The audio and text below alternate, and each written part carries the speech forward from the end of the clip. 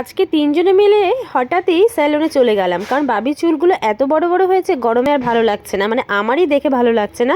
তো সেজন্য কাটাতে নিয়ে গেলাম। আমাদের এখানে সিটি মলে যে অ্যাপিয়ারেন্স আছে, তো সেখানেই কাটাতে নিয়ে গেলাম। বাবির চুল অলরেডি কাটা হয়ে গেছে। ওর মুখের একটু ভাবভঙ্গিগুলো তোমরা দেখো, ওর কোনো বিরক্তি ভাব নেই, আরামে বসে আছে।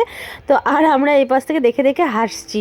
তো ওর চুলটা খুব সুন্দর করে কাটছে, আর আমরা এই যে এখানে বসে আছি। বনিকে একটু দেখাতে গিয়েছি, দেখো বনির লজ্জায় মানে পেছনে চলে গেছে।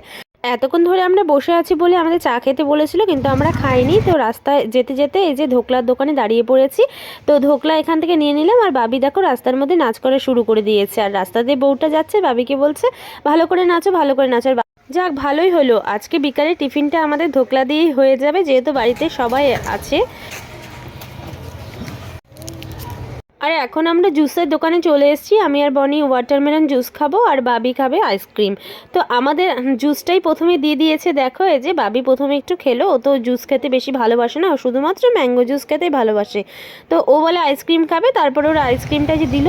যদিও গোটা আইসক্রিমটা খেতে পারিনি, লাস্টে আমি খেয়ে নিয়েছি। আমার জুসটা খাওয়া হয়ে গেছে, তারপরে ওরটা আমি খেয়েছি। তো বাড়িতে চলে এসেছি। এখন কিন্তু রাত্রি হয়ে গেছে। এখন যাচ্ছি দিদিদের বাড়িতে, যেই বাড়িতে কীর্তন হচ্ছিল তোমাদের দেখিয়েছি, সেখানে আজকে হচ্ছে মৎস্যমুখী। তো সেজন্য যাচ্ছি। আর এই যে বাবি আগে চলে এসেছে বাবার সাথে, আমাদের দেখে দেখো দৌড়াদৌড়ি করছে। তো আজকে যেহেতু এখানে নেমন্তন্ন আছে, সেজন্য সবাই আছি। আর মারা চলে যেতে চেয়েছিল, কিন্তু যেহেতু আজকে মৎস্যমুখী, সেই কারণে মাদের যেতেই দেয়নি।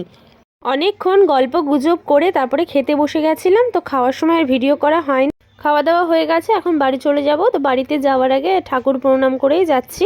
তো সেজন্য বাবি দেখো ঠাকুরের সামনে একদম চলে গেছে। তো চলো আজকের মতো টাটা, দেখা হবে আবার নেক্সট ব্লগে। টাটা।